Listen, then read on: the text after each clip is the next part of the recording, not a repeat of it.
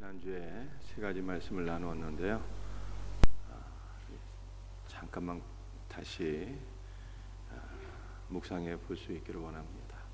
예수님께서 불을 던지러 오셨다 이렇게 말씀하셨는데, 이것은 소멸하는 불이신 그리스도 자신을 우리에게 던지러 오셨다라고 하는 말씀인 것입니다. 모세가 광야에서 떨기나무에 불로서 임재하신 그리스도를 만나게 되었습니다. 이 떨기나무는 타락한 인생, 우리 죄인 자체를 가리키는 것입니다. 예수님은 우리 안에 임재하셔서 우리의 모든 죄와 저주와 슬픔과 절망을 소멸해 주시는 분이에요. 그런데 모세가 놀라운 광경을 바라보게 되죠. 떨기나무 자체는 사라지지 않는 것을 보게 되었습니다. 우리 주 예수님은 우리의 죄와 저주는 소멸하시지만 우리는 능력으로 붙잡아 주시고 권능으로 새롭게 하시는 분이시다 라고 하는 것을 말씀하고 있는 것입니다. 우리가 지난주에 살펴본 두 번째 말씀은 고난의 잔을 받으신 예수 그리스도예요. 예수님께서 고난의 잔을 받으신 이유가 무엇입니까? 그것은 바로 우리의 옛사람, 우리의 모든 죄와 저주를 종결하시고 우리를 그리스도 예수 안에서 새롭게 하시기 위하여, 새 사람 되게 하시기 위하여 고난을 받으셨다라고 하는 것을 말씀하고 있습니다. 그러므로 사람이 거듭나는 것, 새롭게 되는 것은 오직 예수 안에서만 가능한 것입니다. 또 예수님께서는 우리에게 화평을 주러 온 것이 아니라 분쟁을 위해 주시기 위해서 오셨다고 말씀하셨는데, 주님이 말씀하시는 분쟁은 분리를 가리키는 거예요. 우리가 예수를 믿으면 한 가족 안에서도 분리가 일어나게 됩니다. 그러나 분리가 일어나게 될 때 우리는 그리스도를 바라보고 소망하며 인내하면 반드시 생명을 낳는 사역자가 되는 것입니다. 놀라운 은혜가 우리 모두에게 있기를 주 예수의 이름으로 축복합니다. 오늘은 말씀의 제목이 걸음이 되어주신 예수 그리스도예요. 무슨 말씀인지 우리 말씀을 함께 경청하면서 은혜를 받기를 원합니다. 13장 6절 우리 한번 같이 읽어보시겠습니다. 이에 비유로 말씀하시되 한 사람이 포도원에 무화과 나무를 심은 것이 있더니 와서 그 열매를 구하였으나 얻지 못한지라. 한 사람은 포도원 농장의 주인이신 하나님을 가리키는 것입니다. 그런데 하나님께서 자신의 포도원에 뭘 심었어요? 무화과 나무를 심었습니다. 정상적인 상황이라면 뭐를 심어야 되는 것입니까? 포도나무를 심어야 정상인데 포도나무가 아니라 무화과 나무를 심었다, 그렇게 말씀하고 있어요. 이것은 농장의 주인이신 하나님께서 무화과 나무에 특별한 기대를 가지고 그 나무를 포도원에 심으셨다는 뜻입니다.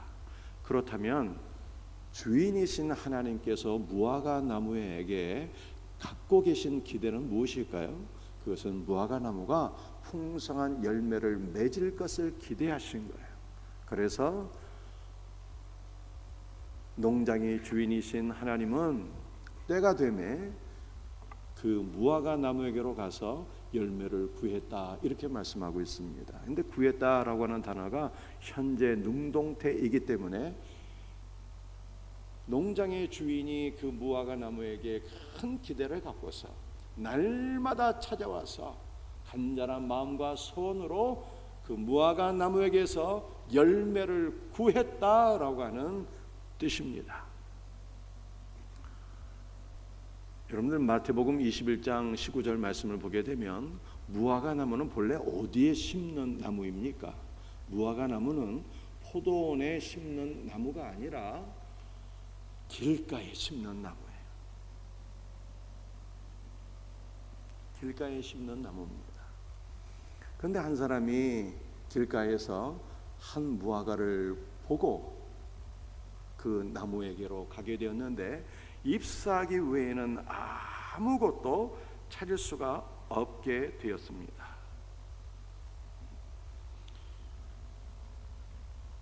길가에 숨겨진 무화과 나무는 잎사귀는 풍성한데 열매가 없었어요.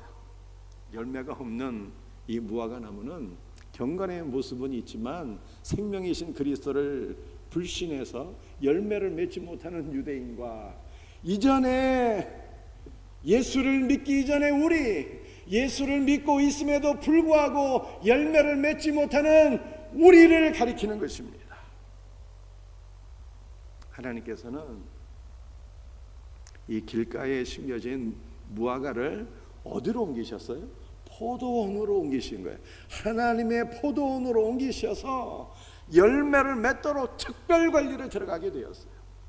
포도원 지기이신 예수 그리스도께서 3년 동안이나 이 무화과 나무에게 공을 들이게 됩니다. 사랑과 정성을 쏟아붓고 열매를 맺을 것을 기대하게 돼요. 때가 되어서 이 무화과 나무의 열매를 기대하고 주인이 사람을 보내지 않냐고 직접 이 나무에게 찾아가서 열매를 구하게 되었습니다. 이것은 농장의 주인이신 하나님께서 정말로 큰 기대를 갖고 이 무화과 나무에게 열매를 원했다라고 하는 것입니다. 그렇다면 무화과 나무의 열매는 무엇일까요? 우리 하나님께서는 무화과 나무인 우리에게 어떠한 열매를 기대하고 계시는 것입니까? 마태복음 21장 말씀을 보게 되면 우리 예수님께서 예루살렘에 입성하셨을 때 길가에 심겨진 한 무화과 나무를 보셨는데 그 나무에는 잎사귀는 무성한데 열매가 없었어요. 그래서 예수님께서 그 열매 맺지 못하는 무화과 나무를 저주하셨습니다. 영원토록 내가 열매를 맺지 못하리라 하시니 무화과 나무가 곧 마르게 되었어요.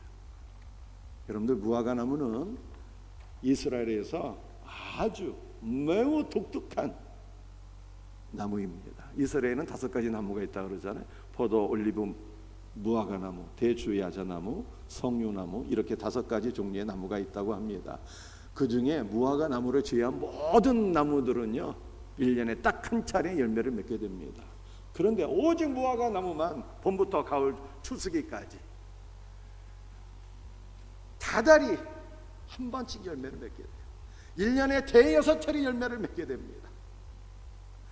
아무리 열매를 못 맺어도 1년에 적어도 열매를 맺게 되는 거예요. 2번은 열매를 맺게 되는 것입니다. 무화과 나무가 첫 번째 맺는 열매는 파계라고 하는데, 이 파계라고 하는 열매는 매우 작은 열매여서 상품성이 적습니다. 그래서 이 주인이 그 파계는 추수를 하지 아니하고 수확을 하지 아니하고 가난한 자들과 나그네의 양식으로 그냥 두게 됩니다. 그리고 2번째부터 상품성이 있는 열매가 맺히게 되는데, 이 상품성이 있는 열매를 테헤나라고 합니다. 그런데 예수님께서는 예루살렘에 입성하셨을 때 무화과 나무를 보시고 나그네로서의 양식 파계를 구하셨는데, 그 무화과 나무에게 나그네가 먹을 수 없는 첫 번째 열매에 파계가 없어서 그 나무를 저주하셨다는 것입니다. 요컨대 무화과 나무가 맺어야 될 열매는 나그네가 먹을 수 있는 양식으로서의 열매인 것입니다. 사랑하는 성도들이, 무화과 나무는 바로 저와 여러분을 가리키는 거예요. 무화과 나무인 우리가 맺어야 할 열매는 이 땅에 있는 모든 나그네들, 이 땅에 있는 모든 사람들이 다 나그네 아닙니까? 이 세상의 삶은 잠시 거쳐가는 것이요, 우리는 나그네로서 이 땅을 살아가게 되는데, 이 땅에 있는 모든 나그네들이 먹을 수 있는 참 생명의 양식 예수 그리스도를 제공하는 것이 무화과 나무인 저와 여러분이 맺어야 할 열매인 것을 믿으시기를 바랍니다.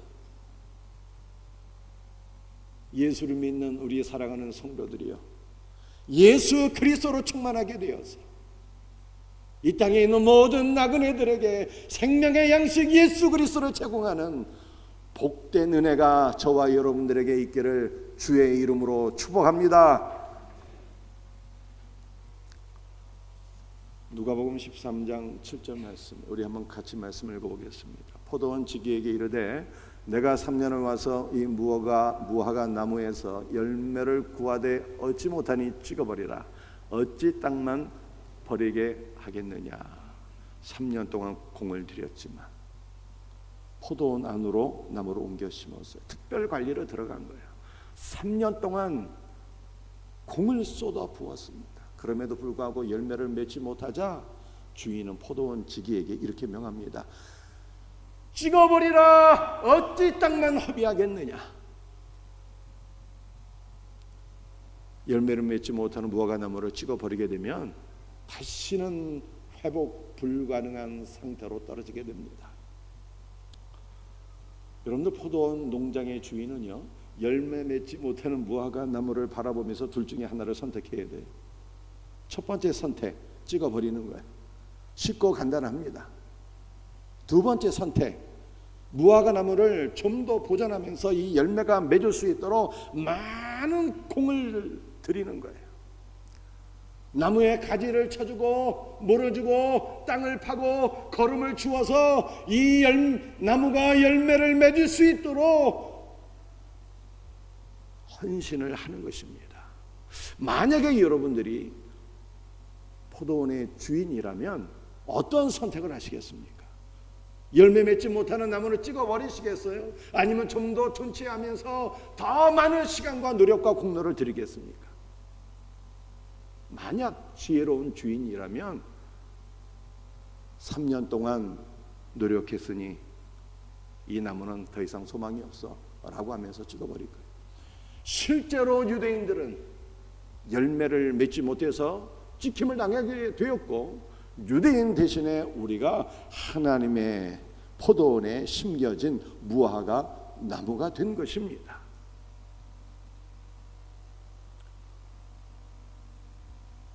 그러므로 우리가 만약 열매를 맺지 못하게 될 때 하나님께서 우리를 찍어버릴 수도 있다는 생각을 가지고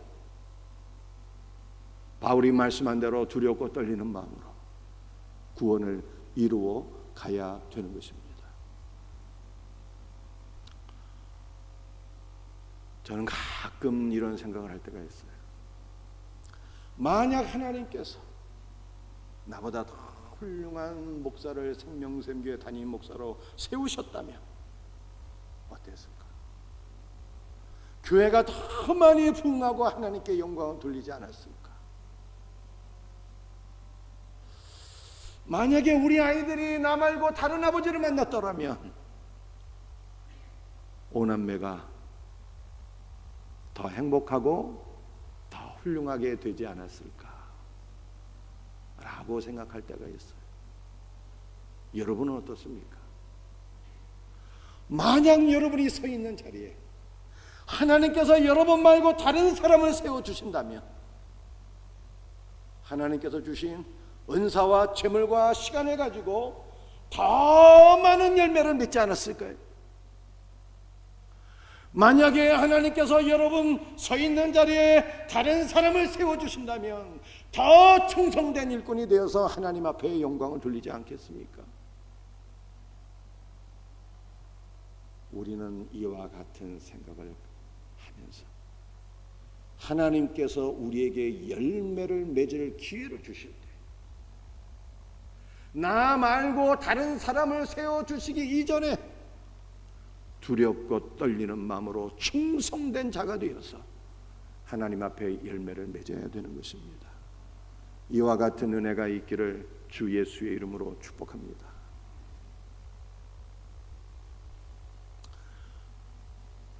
누가복음 13장 8절과 9절 말씀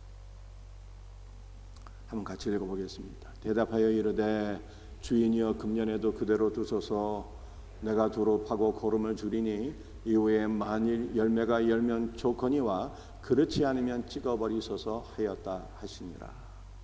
주인은 포도원 지기에게 이 열매를 맺지 못하는 나무를 찍어버리라. 어찌하여 땅만 허비하겠느냐 라고 말했지만 포도원 지기이신 예수님은 대답하여 이르되 주인이여 금년에도 그대로 두소서 라고 간청했어요. 그런데 대답하여 라고 하는 단어가 아포크리노마이라고 하는 단어인데 두 단어의 합성어예요. 아포는 강조형이고 크리노마이는 판결하다는 뜻이에요. 그래서 이 두 단어가 합하여지니 포도원 지기신 예수 그리스도께서 확고하게 판결하셨다라고 하는 뜻입니다. 성부 하나님은 열매를 맺지 못하는 나무를 찍어버리라 명령하셨지만 예수님은 강력한 중보기도로 우리를 위하여 중보기도하시며 최후의 판결을 내리신다는 뜻입니다. 예수님은 한편으로는 우리를 위한 중보기도자이시지만 또 한편으로는 최후의 판결하시는 재판장이에요. 그러므로 히브리서에서 사람이 한번 죽는 것은 하나님께서 세우신 법이나 그 후에는 심판이 있으리니 라고 말씀하고 있는데, 우리의 영원한 운명을 판결하는 심판이 있겠다는 것입니다. 그런데 우리의 영원한 운명을 판결하시는 분이 누구십니까? 그분이 놀랍게도 성자 예수 그리스도라고 성경이 말씀하고 있는 것입니다. 예수님은 강력한 중보의 기도로 우리를 위해서 기도하십니다. 그런데 예수님께서 말로만 우리를 위해서 기도하신다면 그분의 중보 기도는 강력할 수가 없어요. 그러나 성부 하나님께 녹슨 대못으로 찔리신 손과 발을 보이시고 가시멸관으로 피 흘리시는 주님의 머리를 내보이시며 옆구리에 창으로 찔린 창자국을 보여주시며 아버지여, 내가 이들의 구원을 위하여 죽었나이다. 내가 이들이 열매 맺도록 나의 물과 피를 다 쏟아 부었나이다 라고 중보기도 하시니 주님의 중보기도가 아버지의 마음을 움직이시며 열매를 맺을 수 있도록 심판은 1년 유예하게 되는 역사가 일어나게 되는 것입니다. 만약 주님의 중보기도가 없다면 어떻게 되었을까요? 만약 주님의 강력한 중보기도가 없다면 우리는 우리의 죄와 열매 맺지 못함으로 인하여서 이미 찍혀서 지옥 불구덩이 속에 들어갔을 거예요.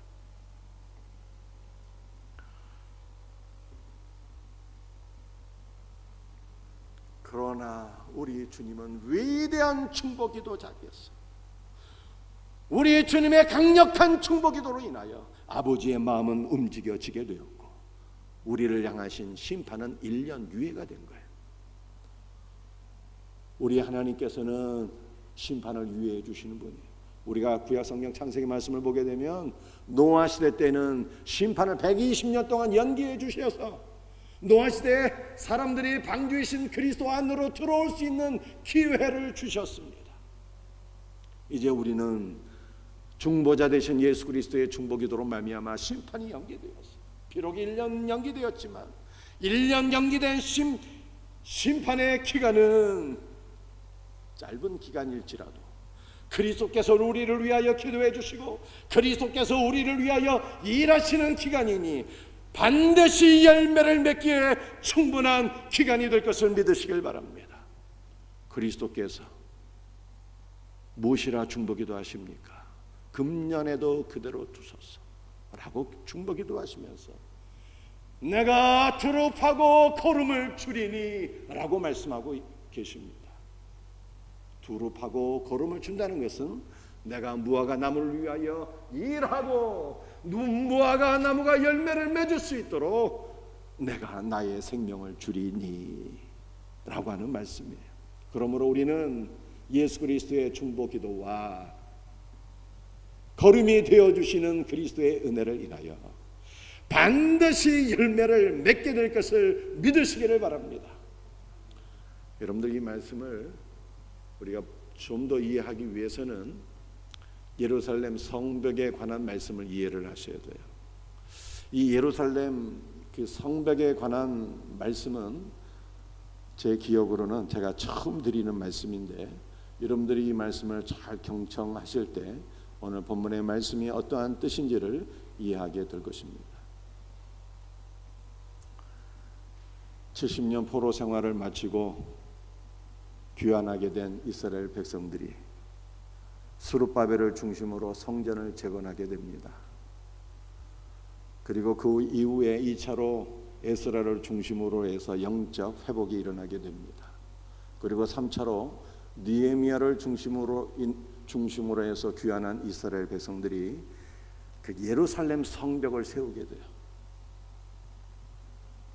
그래서 예루살렘 성벽의 이름이 느헤미야 성벽이에요. 느헤미야가 예루살렘 성벽을 세우면서 우리 예수님 당시에 8개의 문이 존재하게 되는데, 이 8개의 문 가운데 제가 오늘 가장 중요한 문 하나와 오늘 본문과 관계된 문 하나를 설명드리도록 하겠습니다. 이 예루살렘 성전에 있는 문 가운데 가장 중요한 문은 오늘 본문 말씀과는 상관없지만 가장 중요한 문이어서 여러분들이 이 문에 대한 내용은 기본적으로 이해를 하셔야 됩니다. 가장 중요한 문은 동문이에요. 동문. 이 동문은 예루살렘 성전, 예루살렘 성벽 밖에서 예루살렘 성전 안으로 바로 들어올 수 있는 문입니다. 이 동문은 금은동, 동으로 만들어진 문이라는 뜻이 아니라 동쪽에 있는 문이라는 뜻입니다. 그런데 성경에서 이 동쪽은 매우 중요한 의미가 있어요. 어떤 의미가 있을까요? 창세기 3장 24절 말씀을 보니까 에덴 동산은 출입구가 동쪽이에요.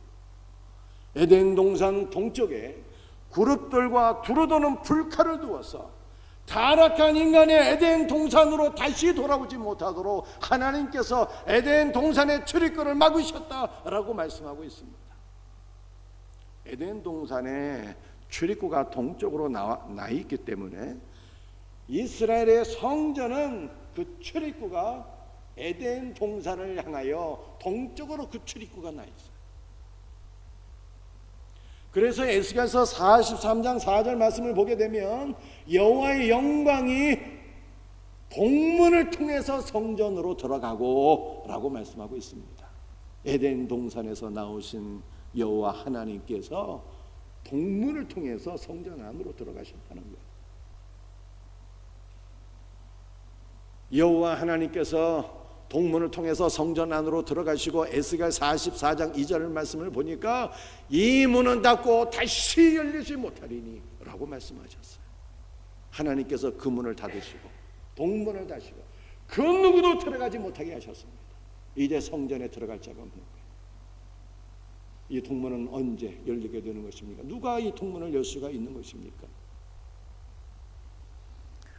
여러분들 이 예루살렘 성전은 새 예루살렘을 상징하는 거예요. 하나님께서 새 예루살렘 안으로 들어갈 수 있는 동문을 닫으셨기 때문에 그 누구도 들어갈 수가 없어요. 이제 저희는 새 예루살렘 들어가지 못한다는 뜻이에요. 그런데 그 문을 누가 열 수 있습니까? 에스겔서 44장 3절을 보면 왕은 왕인 까닭에 이 문 현관으로 들어와서, 한글 성경에는 왕으로 되어 있지만 영어 성경에는요 전부 다 The Prince, 왕자로 되어 있어요. 왕자는 성자 예수 그리스도를 가리키는 거예요. 성자 예수 그리스도께서 이 동문을 여시고 성자 예수께서 동문을 여신 까닭에 우리는 그의 은혜로 말미암아 새 예루살렘에 들어가게 된다는 뜻입니다. 사랑하는 성도들이여, 새 예루살렘이 무엇일까요? 천국이 바로 새 예루살렘인가요? 천국의 핵심이, 천국의 가장 중요한 결정판이 바로 새 예루살렘. 찬송가 480장을 보게 되면 첫 번째 가사가 이렇게 시작됩니다. 천국에서 만나보자, 그날 아침 거기서. 그런데 이 480장 영어 찬송가 가사를 보게 되면 천국에서 만나보자가 아니라 동문 안에서 만나보자. 동문 안에서 성자 예수 그리스도께서 우리를 위하여 새 예루살렘의 동문을 여셨기 때문에 우리는 성자 예수 그리스도의 은혜로 말미암아 새 예루살렘만으로 들어가서 우리의 신랑 되신 예수 그리스도와 먼저가 모든 성도들을 만나보게 된다라고 하는 뜻입니다. 할렐루야. 주 예수의 은혜로 말미암아 천국 간다 이 뜻이에요. 쉽게 말해서. 그런데 오늘 본문과 관련된 문은 동문이 아니라 분문이에요. 분문. 이 성전산 밑에 예루살렘 성전 남쪽에 나 있는 문이 분문이에요. 여기 스크린 보시고 남쪽에 나 있는 문이 분문이에요. 분문은 무슨 문일까요? 한번 따라해 보시겠습니다. 분문은, 다시 한번, 분문은 똥문이다. 똥문이야, 똥문. 여러분들 북문 안으로 들어가게 되면 예루살렘 성전이 있습니다. 그리고 예루살렘 성전에서 나오는 모든 우양의 똥과 오물과 그 우양을 제물로 바칠 때 타고 남은 재들이 있잖아요. 재들. 이 재들을 분문을 통해서 그 남쪽 흰놈의 골짜기에 버리게 되는 거예요. 그리고 흰놈의 골짜기에 버려진 우양의 모든 거름과 재들은요, 이스라엘의 포도원의 거름이 되어서 그 포도원의 땅을 기름지게 하고 그 결과 포도원의 모든 나무들이 열매를 맺히게 되는 것입니다. 그런데 이 성전 안에 우양은 무엇을 가리키게 되는 것입니까? 성전 안에서 제물로 드려진 모든 우양은 예수 그리스도를 가리키게 되는 거예요. 그러므로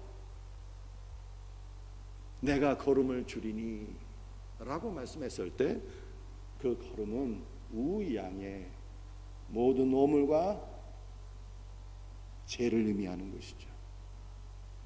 예수 그리스도는, 우양이신 예수 그리스도는 성전의 제물로 바쳐져서 다 태워지고 죄가 되시는데, 바로 예수께서 내가 제물로 바쳐진 제물이어서 나의 모든 걸음으로 말미암아 무화과나무가 생명을 얻게 되고, 무화과나무가 번성하게 되고, 무화과나무가 열매를 맺히게 되리라 라고 말씀하신 것입니다.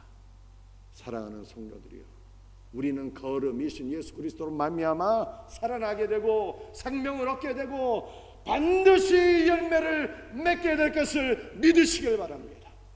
우리는 결단코 우리의 노력과 결단으로 말미암아 열매를 맺는 것이 아니라 어느 죄에서 최고의 거름이 되신 예수 그리스도의 은혜로 말미암아 거름이 되신 예수 그리스도를 우리가 섭취하여서 열매를 맺게 되는 거예요. 그러므로 우리는 거름이신 예수 그리스도를 신뢰해야 되는 것입니다. 나 자신을 바라보게 되면 열매 맺지 못함을 인해서 절망하고 좌절하게 되나, 거름이신 예수 그리스도를 믿게 되면 우리는 열매에 대한 소망을 갖게 되는 거예요. 할렐루야. 그렇다면 우리는 거름이신 예수 그리스도의 그 놀라운 은혜, 이것을 어떻게 누리게 되는 것입니까? 오늘 마지막 성경 말씀, 로마서 11장 17절 말씀 같이 읽도록 합니다. 또 한 가지, 얼마가 꺾이었는데 돌 감람나무인 내가 그들 중에 젖붙임이 되어 참 감람나무의 뿌리의 진액을 함께 받는 자가 되었은즉. 참 감람나무는 예수 그리스도를 가리키는 거고, 가지는, 감람나무의 가지는 열매를 맺지 못해서 찍힘을 받은 유대인을 가리키는 거고, 돌 감람나무는 바로 저와 여러분을 가리키는 것입니다. 그런데 감람나무의 가지인 유대인들이 열매를 맺지 못해서 찍힘을 받았고, 누가 감람나무의 젖붙임을 받았어요? 성가대, 누가? 우리가 감람나무의 젖붙임을 받았죠. 우리가 감람나무인 그리스도께 젖붙임을 받았는데 이제 우리는 거름이 되어주신 그리스도의 은혜를 어떻게 누릴 수가 있습니까? 우리는 참 감람나무의 진액을 공급받아야 열매를 맺게 되는데, 우리는 참 감람나무의 진액을 어떻게 공급받을 수가 있습니까? 이 진액이 거름이 되어주신 그리스도의 은혜이죠. 생명을 주신 그리스도의 은혜, 그리스도의 풍성한 사랑과 은혜를 공급받을 때 우리는 열매를 맺게 되는데, 우리는 어떻게 그리스도로부터 거름의 은혜, 진액을 공급받는 은혜, 이것을 어떻게 누릴 수가 있는 거예요? 그것은 바로 그리스도와 교통해야 되는 거예요. 그리스도를 신뢰하고 그리스도와 더불어 교통하게 될 때, 날마다 그리스도를 신뢰하고 그와 더불어 사귀게 될 때, 그리스도로부터 거름의 은혜를 공급받고 그리스도로부터 신에게 은혜를 공급받아서 우리가 생명을 누리고 반드시 풍성한 열매를 맺게 될 것을 믿으시기를 바랍니다. 사랑하는 성도들이여, 말씀을 마치겠어요. 무화과 나무가 맺어야 될 열매가 무엇입니까? 무화과 나무가 맺어야 될 열매는 이 땅에 있는 모든 나그네들에게 참 생명의 양식이신 예수 그리스도를 공급하는 거예요. 이 예수 그리스도를 공급하는 무화과 나무의 열매, 이것은 우리의 힘으로 맺는 것이 아니라 걸음이 되어주신 예수 그리스도의 은혜를 누리게 될 때, 우리를 위하여 진액을 공급해 주시는 그리스도의 은혜를 누리게 될 때 우리는 열매를 맺게 되는데, 이 걸음의 은혜, 진액의 은혜는 그리스도를 신뢰하고 그와 더불어 교통할 때 누리게 되는 것입니다. 그러므로 사랑하는 성도들이여, 그리스도께로 나와서 그리스도와 더불어 교통하시기 바랍니다. 새벽을 깨워서 기도하시길 바랍니다. 그러므로 주님의 은혜와 생명을 공급받아서 저희 여러분이 풍성한 열매를 맺는 복된 신자들 다 되시기를 예수님의 이름으로 축복합니다.